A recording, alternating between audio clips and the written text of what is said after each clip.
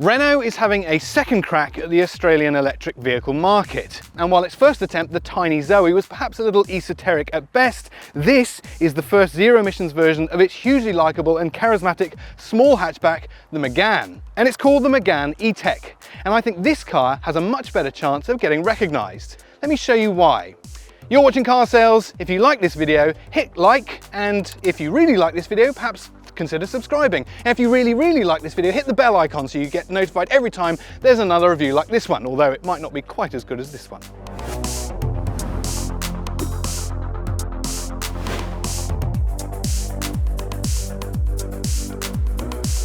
Since 1995, the Megane was Renault's small hatchback, sitting above the now discontinued Clio, and is perhaps most famous for the RS range of high-performance variants that ensued. Now though, the French brand has introduced the E-Tech badge to mark the model's transition into electrification. It goes up against a growing number of electric rivals, including the Tesla Model 3 and Polestar 2, to name a few close adversaries. For now, Renault is offering just one variant, the Techno EV60, and it's relatively high spec. Priced from around about $65,000, you get quite a lot included for your money. In Europe and the UK, they offer a version with a slightly larger interior screen, but other than that, it's pretty much the same. There are just two options, metallic paint or a two-tone paint option. Other than that, everything you see is included in that price. The Megane E-Tech gets a 5-year warranty, although it's limited to 100,000 kilometres, unlike many brands which offer unlimited kilometres. Before we dive in, let's start with the styling of the Megane E-Tech, because I'll be honest, when I picked up this car, I thought I was being given the wrong model. This to me doesn't look like the traditional Megane. It's gone very much for an SUV vibe. Look at those huge 20-inch wheels surrounded by this plastic kind of durable look. Trim, and then also down the side, more of this durable kind of SUV-esque look. Also, it's got quite a high riding stance, but with a short glass house. Now, don't get me wrong, I think this car looks fantastic, but is it me that's just seeing a bit of an SUV vibe to the new Megane? Either way, I have to say, I think it works beautifully, and everyone has been telling me that this is one of the best looking Renaults they've seen in years. Under the bonnet, you'll find no frunk or fruit or load area or whatever you want to call it, because it's dominated entirely by the drivetrain. The Megane E-Tech is front-wheel drive, and it's powered by a 60 kilowatt-hour battery, which interestingly is just 110 millimeters deep, one of the skinniest in the market. It has enough range for about 454 kilometers, so very good, and it produces enough power via a single electric motor for 0 to 100 in about 7.4 seconds.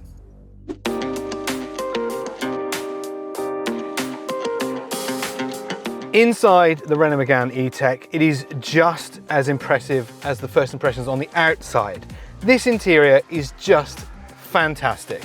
From the first moment you get in here, you're struck by some really cool materials. Now, the reason I want to talk about materials is not just because they're a bit sort of contemporary and cool, but they're also 100% recycled. I love this fabric on the seats. There's a little bit of sort of fake leather on the sides. I don't care it's fake, I don't care it's mostly cloth, because I've been campaigning for the return of velour for a long time, and materials like this are just wonderful. The dashboard feels excellent. There's soft touch materials pretty much everywhere. So from a fit out and finish, top marks. And then you get into the technological stuff as well. This lovely 12-inch driver's instrument cluster in front of me, paired with a 9-inch central information and entertainment system. Now, in the UK, as I say, you can actually have a version of this car with a 12-inch portrait-oriented screen. But I don't mind that you get this version, because the version in the UK and Europe doesn't have real switches for the climate control, but you do in this one. So I'd happily sacrifice a larger screen for these proper switches. Beneath it is one of my favourite features. This little shelf has a wireless device charger in it, like that. But because I'm a journalist and I can't afford a proper wireless charging phone, I can use the other feature, this. Suddenly it doesn't matter that I only have the 9-inch screen, because I have another third smaller screen, my phone, beneath it. I love that touch. Storage is also awesome. I have a deep storage cubby in the center there.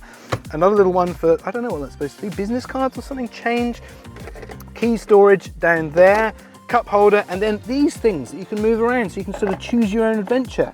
The one thing that is not great is this key. Renault has been doing this with their keys for a little while, and it's cool because it goes in your pocket or in a bag and it unlocks the car as you approach, so you don't need to get it out of your pocket at all. But what do you do with that when you get home? Do you put it on a table? I like to hang my keys up on a hook, but you cannot with this. Notable omissions: no sunroof, you can't have that in any version, and also you don't get 360-degree camera. You do get reverse camera though. One other thing I like is this. Renault's smart mirror. Now, it's a normal rearview mirror until you pull the switch here and then it becomes a screen, which I like and don't necessarily like. The reason I like it is because it gives you a really good view of what's behind the car. The reason I don't like it is you have to change your field of view. So if you're using that just as a mirror, you're looking long into the distance, but as a screen, you have to suddenly bring your focus close.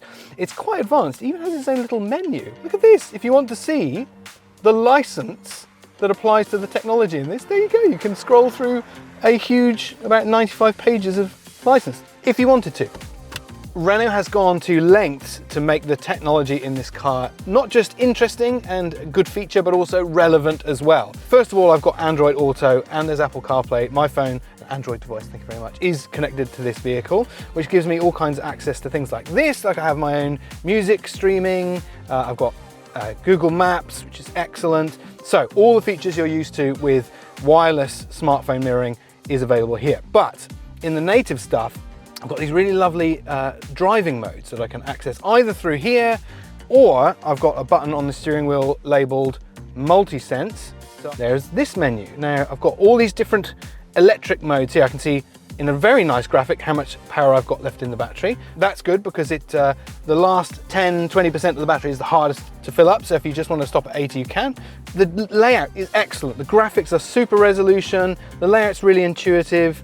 I've got all the usual systems as and where I need them, and the layout just works beautifully. Once again, I don't mind that we don't have the big 12-inch screen in this car. 9 inches is just fine, and I'm getting used to it really quickly. I've got coaching, so if you're trying to get a little bit more out of your battery, I've got a few little lessons I can do in here, top tips as to how to make the power go a little bit further. And if that's not enough, at the end of every drive, it'll give you a little score of how well you've been driving from an economical perspective. The net result of this interior is just excellent. I've got those really good quality materials coupled with a really excellent level of technology. And to be honest, I feel like this is what the Chinese challenger brands are trying to get to. But then they get all overexcited and start putting things like super sport buttons and strange graphics and menus. This is just showing that Renault has been doing cars for a long time and it's answering public demand and consumer needs. Absolute top marks. A good level of safety technology is included as standard, including traffic sign recognition and AEB.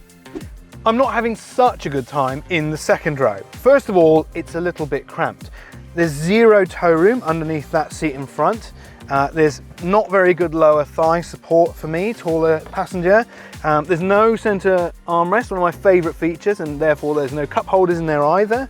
And headroom is adequate at best, and at worst, not enough. My head does actually contact the side of the roof up here, and I'm 6'2". So shorter people, perhaps not such a problem. It's also worth mentioning that my eye is level with the top of the window, so my view out is not as good either. There are a couple of plus points. There's no transmission tunnel, so I can actually rob some of the space over in the center of the seats. I do get 2 USB-C charging points and my own vents and a little door pocket. So for taller passengers in the second row, not such a great time, but for kids, absolutely fine. I like the Megane E-Tech's boot for a number of reasons. One, it has electric latching, but no power tailgate. I hate power tailgates because just look how quick that was. I don't need power to do that job for me. And once you get in the boot, there's more good news as well. 440 litres is actually pretty good for a car of this size. And that expands to more than 1,300 litres of space if you fold the 60-40 split rear seats. One thing that may polarize people though is this big shelf. It's a really deep boot thanks to that very skinny battery I mentioned before. But that shelf will either get in the way for some people or it'll make life very easy loading things for others. Once you're in the boot, there's a nice cubby down there for hiding your charge cables, a couple of curry hooks and a couple of tie-down points. No 12-volt power supply for plugging in fridges or anything, but I'm not going to hold it against it. Nope, no spare under here either. Unfortunately, the Megane E-Tech has one of those dreaded inflator kits. So far, things are looking very good, but this is the electric Megane and I can't wait to find out how it drives.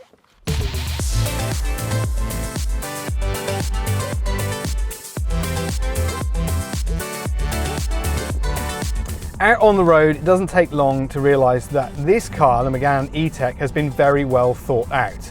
First of all, the ergonomics are really excellent. So my driving position is really lovely. For a taller driver like me, it didn't take long to get it into the correct spot. And while the seats aren't exactly bucket seats, you sit on them as opposed to in them. They are also supportive and comfortable, and I like them not sliding around on fake leather, this nice cloth again. The steering wheel also very easy to adjust into the right position, and I like that it's this kind of squared off shape that works ergonomically very well too. There's a little bit of noise coming through from the wind on that driver's mirror, and also there's a sort of drumming sound coming from those large alloy wheels with very low profile tyres. Other than that, it's a very quiet and relaxing place to be. But there's a couple of things in this car that you would have to get used to. And when you say that there's something in a car that needs to get used to, that normally means that it was perhaps not developed quite as well as it could be. And the first thing is the brake pedal. Now, just using the brake normally, it's very aggressive and it's quite hard to drive this car smoothly, particularly at low speed. But it also has regenerative braking that I can alter using the steering wheel paddles with up to 4 levels. And even in the most aggressive regen braking, it's not particularly aggressive. I think that's partly because this is a front-wheel drive, 2-wheel drive vehicle, and getting the full tractive effect of regenerative braking through just 2 wheels is quite difficult. A 4-wheel drive does it much more effectively. The other problem I have with the regen braking is in the most aggressive setting, you can drive it effectively as a one-pedal car, which is where you back off the accelerator, it starts braking for you. But it doesn't use that regen effect right down to stop-start driving. It'll only work down to about 10 kilometers an hour. So I can't drive this car in one-pedal mode all the time. Also, that regen resets to the least aggressive setting every time I switch it on and off. It doesn't maintain what I wanted last time I was in the car, which doesn't sound like a big problem, but when you back off the accelerator expecting it to brake really aggressively and it doesn't, it can catch you out a couple of times. The news is much better when you jump on over to the other pedal. This car drives really beautifully under acceleration. Now I've got 160 kilowatts and 300 Newton meters, which is perfectly adequate in a car like this, but as is always the case with EVs, they feel a lot quicker than they do. 7.4 seconds to 100 in this, but it feels much faster than that in practice thanks to that immediate torque no matter what speed you're doing. And also the ride and handling is really excellent as well. Now it feels a little overdamped, especially on some of these unmaintained Australian roads. That would be fine in Europe where the roads are generally much better looked after.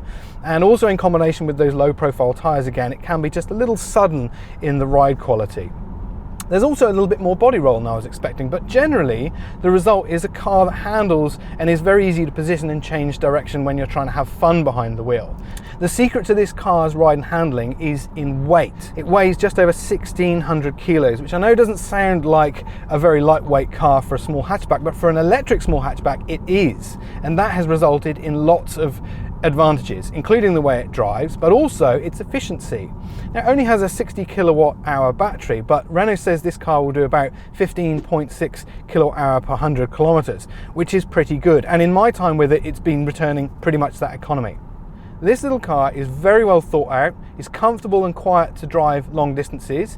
It'll go pretty much close to its 454 claimed range. And it's a joy to live with, using all that plethora of technology and things that are there, not just for the sake of it, but for really good reason.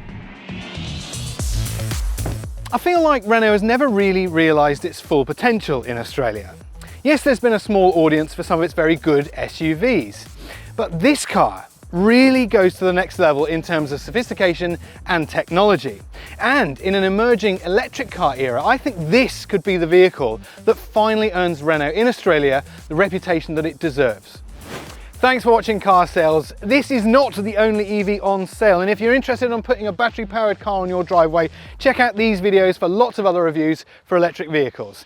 And of course, if you like this video, then you hit like and subscribe, and even consider ringing the bell icon so you get notified every time a new video goes live.